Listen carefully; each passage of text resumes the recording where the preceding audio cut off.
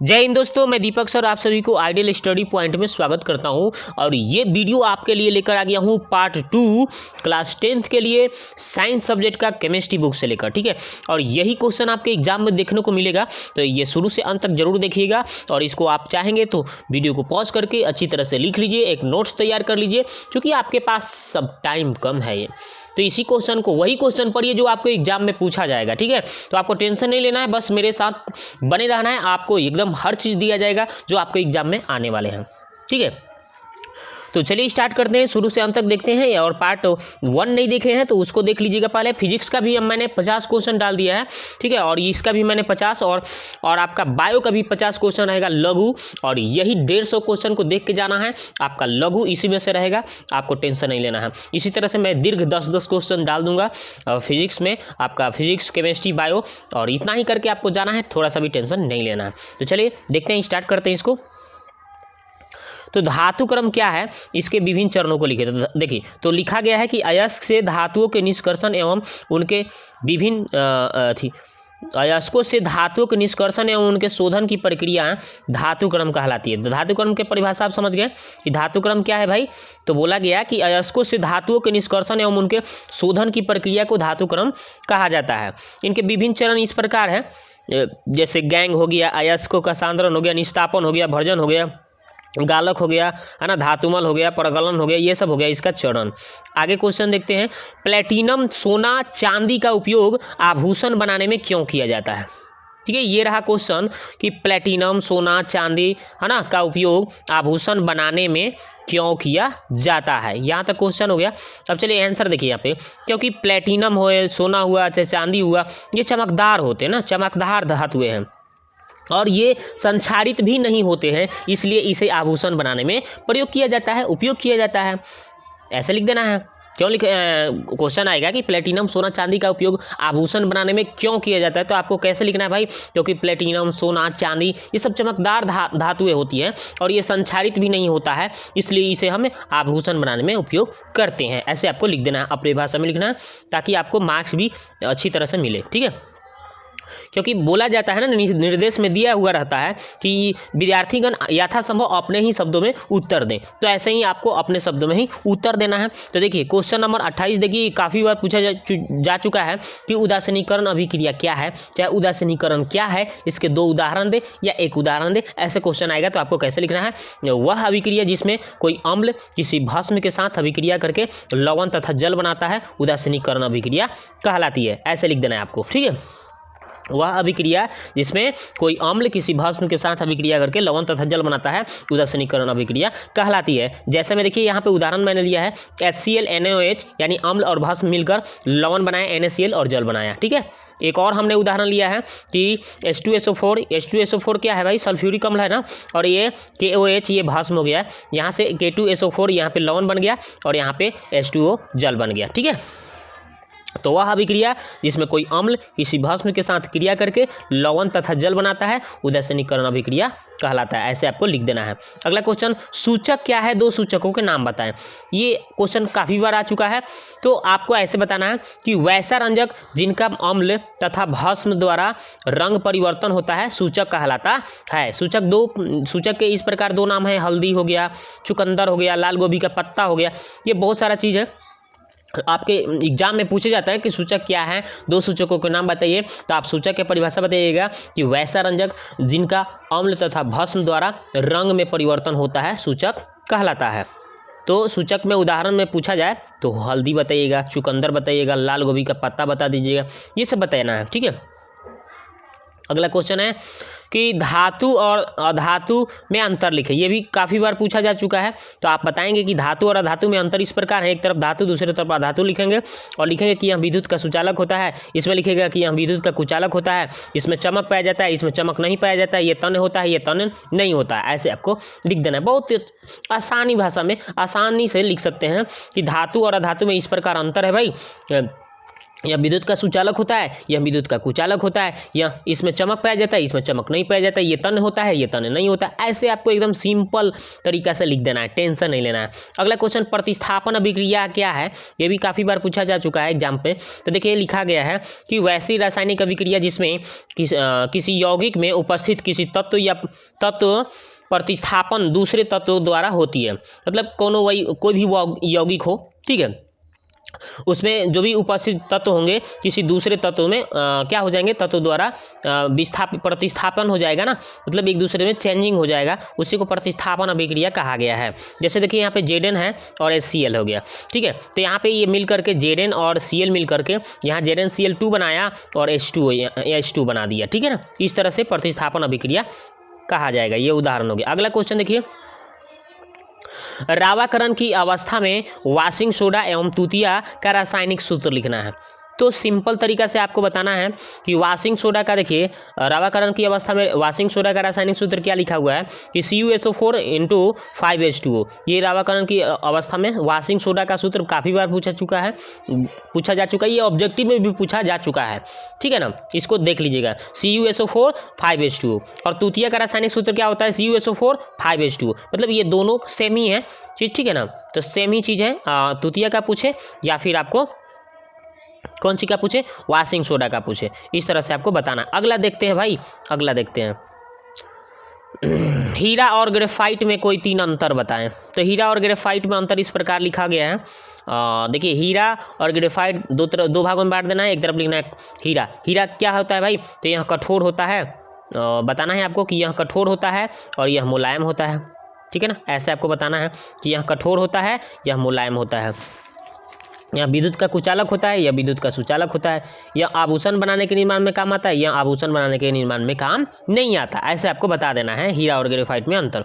आगे देखिए, आयोडीन युक्त नमक के सलाह क्यों दिया जाता है, ये क्वेश्चन बोला गया है। तो इसमें एकदम बिल्कुल आसानी भाषा में आप लिख दीजिएगा कि आयोडीन युक्त नमक की सलाह इसलिए दी जाती है क्योंकि आयोडीन युक्त नमक के कमी से थायरॉक्सी नाम का यह रोग हो जाता है, यानी घेघा रोग हो जाता है।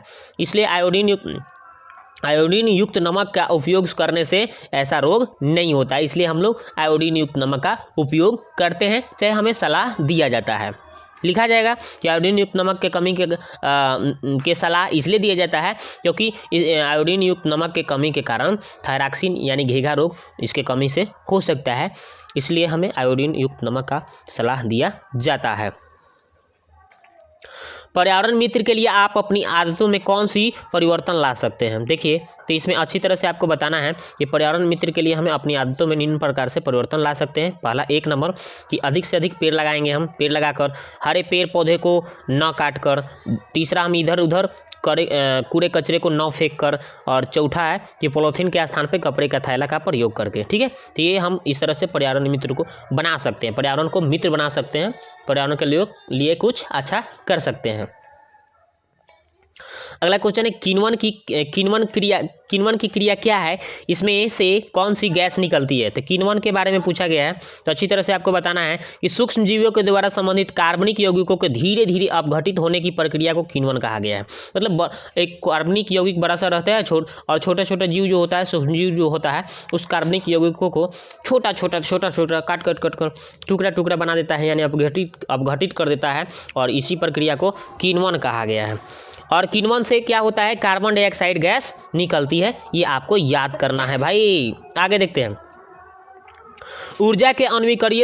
ऊर्जा के अन्वीकरणीय संसाधन कौन से हैं, कौन कौन है भाई ऊर्जा के अन्वीकरणीय संसाधन।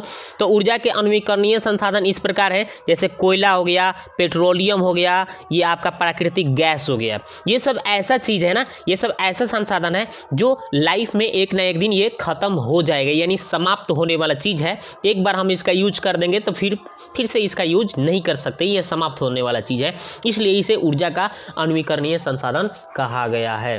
ठीक है, अच्छी तरह से अगर क्वेश्चन आ जाए कि ऊर्जा का अन्वीकरणीय संसाधन क्या है भाई, तो आपको कैसे बताना है, बताना ये है कि वह संसाधन जो जिसका एक बार यूज करने के बाद पुनः हम उसका यूज नहीं कर सकते, फिर से उसको निर्माण नहीं कर सकते हैं, उसे ऊर्जा का अन्वीकरणीय संसाधन कहते हैं। जैसे में हो जाएगा कोयला, पेट्रोलियम, प्राकृतिक गैस इत्यादि। आगे देखते हैं भाई, अगला क्वेश्चन देखिए भाई, अम्ल और भस्म को परिभाषित करना है। अम्ल और भस्म की परिभाषा देना है, तो कैसे देना है भाई, देखिए एकदम सिंपल तरीके से समझिए। अम्ल भस्म, तो अम्ल के बारे में पहले हमने बताया है कि वह पदार्थ जिसका जलीय विलयन स्वाद में खट्टा होता है। जो भी पदार्थ खाइएगा ना खट्टा लगेगा, जैसे आप आंवला खाए होंगे, ठीक है ना, या दही, ये सब खट्टा पदार्थ जितने भी या कांचा आम खाए होंगे, ये सब खट्टा चीज़ लगने वाला जो भी चीज़ है ना, ये सब आपका अम्ल कहलाता है। और जो जल में घुलकर H+ आयन देता है, जो जल में घुलकर H+ आयन देता है, उसको हम अम्ल कहते हैं। इस तरह से आप लिख देंगे, जैसे इमली हो गया, नींबू हो गया, आंवला हो गया इत्यादि, ठीक है। अब भस्म के बारे में बात किया गया है, तो भस्म क्या है भाई, तो वह पदार्थ जिसका जलीय विलयन स्वाद में कड़वा होता है, कड़वा लगे, कड़वाहट, जैसे नीम के पत्ता पिए हैं वो सब क्या है, तो वो सब कड़वाहट लगता है ना, तो उस तरह के पदार्थ जो हैं आपका भस्म कहलाएंगे, ठीक है। जैसे हम लोग सुबह में ब्रश करते हैं, तो ब्रश करते हैं ना, तो वहाँ पे जो आपका दंत मंजन होता है ना, वो सब क्या होता है, वो सब भस्म होता है, ठीक है ना, कोलगेट है, ये सब समझ गए ना, तो वो सब है। अब देखिए, और जो जल में घुलकर OH- देता है, OH- देता है, OH- आयन देता है, उसको हम भस्म कहेंगे, याद रखेंगे। वह पदार्थ जिसका जलीय विलयन स्वाद में कड़वा होता है और जो जल में घुलकर OH- यानी आयन देता है, उसको हम भस्म कहेंगे, याद रखना है भाई। जैसे में सोडियम हाइड्रोक्साइड, यानी सोडियम हाइड्रोक्साइड को कैसे बोलेंगे, NaOH बोलते हैं ना भाई, ये सोडियम हाइड्रोक्साइड हो गया। पोटेशियम हाइड्रोक्साइड की बात किया गया है, तो पोटेशियम हाइड्रोक्साइड का सूत्र क्या है, KOH। ये सब जहाँ OH लगा हो लास्ट में, वो सब भस्म को दर्शाता है, याद रखिएगा। आगे देखते हैं भाई, साबुनीकरण किसे कहते हैं। साबुनीकरण की बात की गई है, तो अच्छी तरह से आपका बताना है कि वसा का जलीय विलयन सोडियम हाइड्रोक्साइड के साथ गर्म करने पर साबुन प्राप्त होता है, और इसी अभिक्रिया को साबुनीकरण कहते हैं। कितना आसान है भाई, कि वसा का जलीय विलयन सोडियम हाइड्रोक्साइड के साथ गर्म करने पर साबुन प्राप्त हो जाता है, इसी अभिक्रिया को साबुनीकरण कहा जाता है। कितना आसान है भाई, इसी तरह से आपको तैयार कर लेना है। अगला क्वेश्चन, वियोजन या अपघटन अभिक्रिया क्या है, तो एकदम अच्छी तरह से देखिए ना, कितना अच्छा से बताया गया है आपको। इसको 2-3 बार अगर वीडियो को भी सुन लेते हैं, देख लेते हैं, तो आपको याद हो जाएगा, टेंशन नहीं लेना है भाई। वह रासायनिक अभिक्रिया जिसमें किसी यौगिक के टूटने से 2 या 2 से अधिक सरल यौगिक बनता है ना, उसे वियोजन या अपघटन अभिक्रिया कहते हैं। जैसे यहाँ पे देखिए अपघटन किया गया है, जैसे ये CaCO3 की बात किया गया है। CaCO3 किस चीज़ का सूत्र है, संगमरमर का सूत्र है, चूना पत्थर का सूत्र है, चौक का सूत्र है। ये सब आप सूत्र भी याद रखिएगा, क्योंकि एग्जाम में आपके ये सब आएंगे, तो आप लिखिएगा, ठीक है। जैसे इसको देखिए तोड़ा गया है, CaO में और CO2 में तोड़ा गया है, ठीक है ना।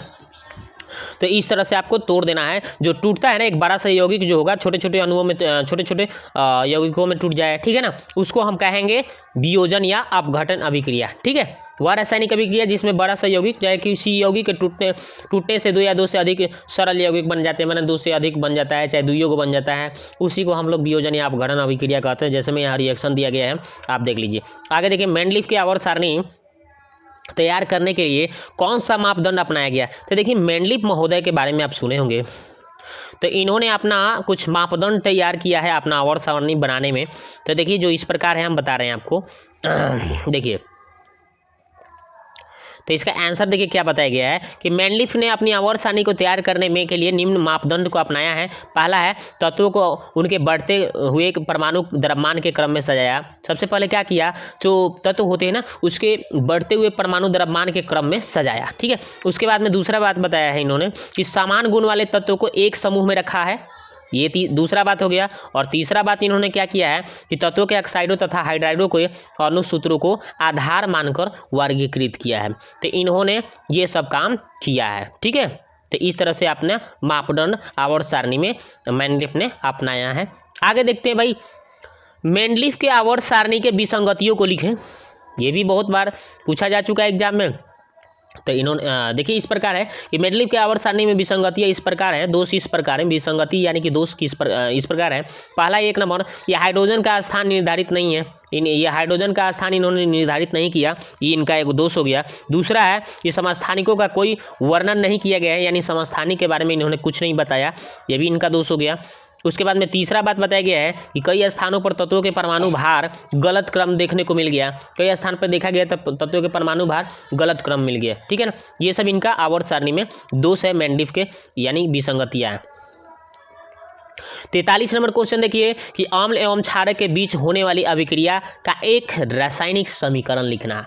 देखिए तो कैसे लिखना है अम्ल और क्षार के बारे में। तो अम्ल क्षारक के बीच में होने वाली अभिक्रिया का एक रासायनिक समीकरण इस प्रकार है। जैसे देखिए HCl अम्ल हो गया, NaOH आपका क्षार हो गया यानी कि भस्म हो गया, और NaCl यहाँ पे लवण बन गया, और H2O यहाँ पे जल बन गया। यहाँ पे O पहले लास्ट में भी लिखा जा सकता है, यहाँ पे आप लास्ट में कर दीजिएगा, क्योंकि जल का सूत्र क्या होता है H2O होता है। ठीक है, इसको H2O ऐसे लिख दीजिएगा। आगे बढ़ते हैं। यहाँ पे देखिए क्रियाशील समूह क्या है, थोड़ा सा देखते हैं इसके बारे में। क्रियाशील समूह क्या होता है भाई, तो वह किसी कार्बनिक यौगिक में उपस्थित परमाणुओं का वह समूह जिस पर यौगिक का रासायनिक गुण निर्भर करता है क्रियाशील समूह कहलाता है। जैसे OH की बात किया गया, तो OH क्या होता है, तो OH आपका समूह जो होता है हाइड्रॉक्सिल समूह कहा जाता है। OH को क्या कहा गया है, हाइड्रॉक्सिल समूह कहा गया है ना जी। तो ये सब क्रियाशील समूह होता है। OH हो गया, COOH हो गया, ठीक है ना, COOH हो गया, या फिर CHO हो गया। तो इस तरह से ये सब कीटोन हो गया है ना, कार्बोक्सिलिक समूह हो गया, या OH को हम लोग एल्कोहल समूह बोलते हैं। ये सब हो गया। तो याद हो गया कि किसी कार्बनिक यौगिक में उपस्थित परमाणुओं का वह समूह जिस पर यौगिक का रासायनिक गुण निर्भर करता है क्रियाशील समूह कहलाता है। जैसे OH क्या हो गया, OH समूह को हाइड्रॉक्सिल समूह कहा जाता है। आगे देखते हैं धोबिया सोडा और बेकिंग सोडा में अंतर लिखना है भाई। धोबिया सोडा और बेकिंग सोडा में अंतर, तो देखिए धोबिया सोडा और बेकिंग सोडा का अंतर इस प्रकार है। एक तरफ धोबिया सोडा में बताया गया है कि इसका रासायनिक सूत्र क्या है, Na2CO3 10H2O है। ठीक है, और इसका रासायनिक सूत्र यानी बेकिंग सोडा का क्या है, NaCO3 हो गया। ठीक है, आगे बढ़ते हैं। दूसरा देखिए इसका रासायनिक नाम सोडियम कार्बोनेट है, और इसका नाम देखा जाए रासायनिक नाम तो सोडियम बाई कार्बोनेट हो गया। और यहाँ पे देखिए इसमें बताएगी कि साल्वे द्वारा इसको बनाने में sodium chloride ammonium chloride gas की आवश्यकता होती है। इसका निर्माण Na2CO3 के जलीय विलयन में से CO2 गुजारने पर होता है। ये हो गया इसका निर्माण कैसे कैसे करना है धोबिया सोडा और बेकिंग सोडा में, अंतर इस प्रकार हो गया। आगे देखते हैं क्षार धातु एवं हाइड्रोजन के गुणों के समानांतर को लिखना है। मतलब क्षार धातु और हाइड्रोजन में समानांतर बताना है। तो देखिए यह विद्युत के धनात्मक होते हैं, और यह भी विद्युत का धनात्मक होते हैं। ये अवकारक होती है, और ये भी अवकारक होती है। इसमें देखा जाए तो ये Na2O K2O आदि ऑक्साइड बनाती है, और ये भी आपका जो है H2O ऑक्साइड बनाता है। ठीक है, इस तरह से आगे बढ़ते हैं भाई। निस्तापन और जारण में अंतर, निस्तापन जारण में अंतर बोल दे, चाहे निस्तापन और भर्जन में अंतर बोल दे, तो इस प्रकार से आपको लिख देना है कि निस्तापन में लिखना है कि यह वायु के अनुपस्थिति में होता है, गर्म किया जाता है, और इसमें लिखना है कि इसको वायु के उपस्थिति में गर्म किया जाता है। आगे देखते हैं कार्बनिक यौगिक का संख्या इतनी अधिक क्यों है। तो देखिए यहाँ पे बताया गया है क्योंकि कार्बन परमाणुओं अन्य परमाणुओं के साथ इलेक्ट्रॉनों के साझा कर यौगिक बनाते हैं। यही कारण है कि कार्बनिक यौगिकों की संख्या इतनी अधिक हो गया है। ओके, आगे देखते हैं बेकिंग सोडा को दो उपयोग बताना है। तो बेकिंग सोडा के दो उपयोग इस प्रकार हैं। नंबर 1 बेकिंग पाउडर बनाने में, दूसरा सोडा अम्ल अग्निशामक के निर्माण में। ठीक है, इस तरह से आगे देखते हैं अगला क्वेश्चन। बेकिंग सोडा के दो उपयोग है। पहला बेकिंग पाउडर है ना, बेकिंग पाउडर बनाने में, ओके, और सोडा अम्ल अग्निशामक के निर्माण में। अगला क्वेश्चन 50 नंबर यानी 50 नंबर क्वेश्चन देखिए, और ये लास्ट क्वेश्चन है। देखिए इसमें लिखा हुआ है कि सोडियम हाइड्रॉक्साइड के कुछ उपयोगों को लिखिए। तो लिखा गया है कि सोडियम हाइड्रॉक्साइड के निम्नलिखित उपयोग हैं, इस प्रकार है। नंबर 1 धातुओं से ग्रीज हटाने में प्रयुक्त होता है ये। ठीक है, दूसरा साबुन बनाने में भी इसका उपयोग किया जाता है। तीसरा अपमार्जक के निर्माण में किया जाता है। चौथा कागज बनाने में किया जाता है। पांचवा कृत्रिम फाइबर बनाने में भी इसका उपयोग किया जाता है। तो इस तरह से आपको 50 क्वेश्चन हमने आपको बताया, और ये इसके पहले वाले वीडियो नहीं देखे हैं ना, तो हमारे चैनल की प्लेलिस्ट में जाकर देख लीजिएगा अच्छी तरह से। पार्ट 1 में 25 क्वेश्चन, और इस पार्ट 2 में आपको 25 क्वेश्चन दिया गया, यानी टोटल 50 क्वेश्चन दिया गया है। इन सभी का अगर आपको PDF चाहिए तो कमेंट कीजिए, आपको PDF भी मिल जाएगा। नहीं तो आप इसको वीडियो को पॉज करके लिखिए और याद करके जाइए, ताकि आप अपने एग्जाम में अच्छे से लिख पाइए। ठीक है, तो नेक्स्ट वीडियो में मिलते हैं। इसके बाद आपके लिए बायो लेकर आएंगे। ठीक है ना।